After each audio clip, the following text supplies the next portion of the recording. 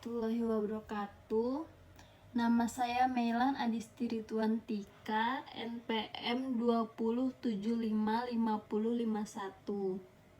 Di sini saya akan menjelaskan tentang tax treaty provision.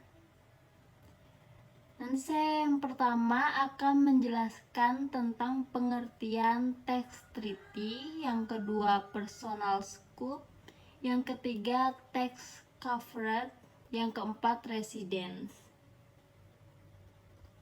Yang pertama ada pengertian tax treaty, yaitu perjanjian penghindaran pajak berganda atau lebih populer dengan istilah P3B, merupakan kebijakan yang tidak asing di dunia perpajakan.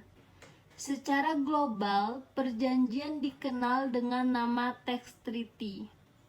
Tujuan utama dari kebijakan ini adalah mencegah pengusaha melakukan pembayaran pajak ganda. Perjanjian yang dijalin oleh dua negara ini mengatur pembagian besarnya pajak penghasilan yang harus dibayarkan oleh penduduk salah satu ataupun kedua negara. Dengan begitu, permasalahan pengenaan pajak berganda bisa lebih diminimalisir. Contoh kasus untuk tax treaty yaitu contohnya seorang atlet dari Jepang yang ikut mengambil bagian dari perlombaan renang di Indonesia berhasil meraih juara dan memperoleh hadiah uang tunai sebesar 50 juta rupiah. Atas penghasilan dari hadiah tersebut, maka dikenakan PPh pasal 26. Untuk perhitungannya yaitu PPh pasal 26 sama dengan 20% dikali 50 juta. Maka hasilnya sebesar 10 juta. Maka atas penghasilan yang diterima oleh atlet dari Jepang tersebut akan dipotong PPh pasal 26 sebesar 10 juta rupiah.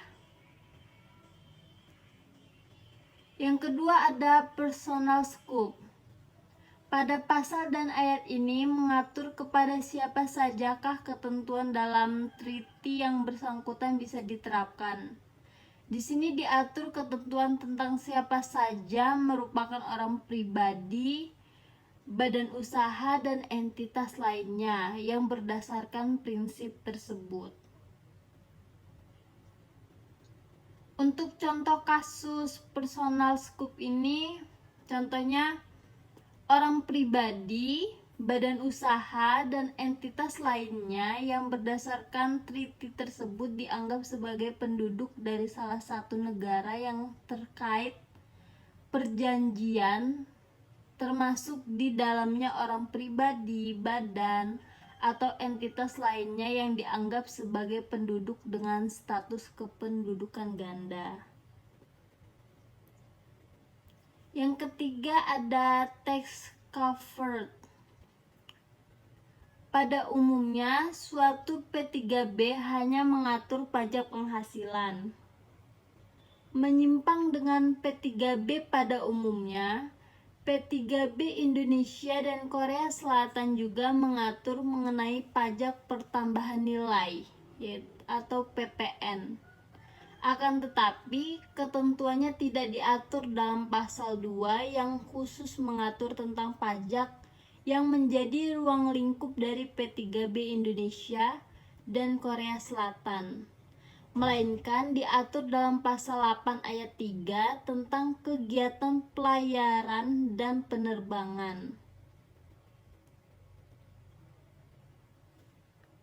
Apabila terdapat perusahaan yang menjadi subjek pajak dalam negeri Indonesia yang melakukan pengoperasian kapal atau pesawat udara di dalam lalu lintas internasional, akan dibebaskan dari pengenaan PPN di Korea.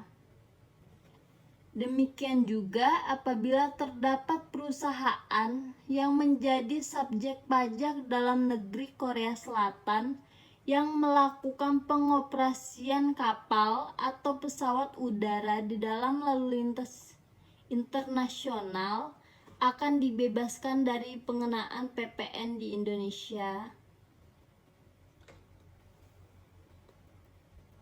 Kemudian residence. Di sini diatur tentang dua hal, yaitu definisi penduduk berkaitan dengan personal scope serta ketentuan yang menentukan tidak berlakunya status residence atau suatu pihak dengan karakteristik tertentu. Definisi penduduk sebagaimana diatur dalam paragraf pertama adalah setiap orang pribadi atau badan yang berdasarkan ketentuan internal suatu negara dapat dikenai pajak negara tersebut. Untuk contoh kasus residence ini adalah Adi adalah WNI yang sekarang bekerja dan menetap di Malaysia. Sesuai dengan ketentuan perpajakan negara Malaysia, maka Adi ditetapkan sebagai wajib pajak negara Malaysia, sehingga seluruh penghasilan yang bersumber dari Malaysia akan dikenakan pajak di negara tersebut. Di saat yang bersamaan, Adi yang masih WNI memiliki NPWP di Indonesia, di mana sistem perpajakan Indonesia menganut worldwide income yang mengharuskan Adi melaporkan penghasilan tersebut walaupun bersumber dari luar.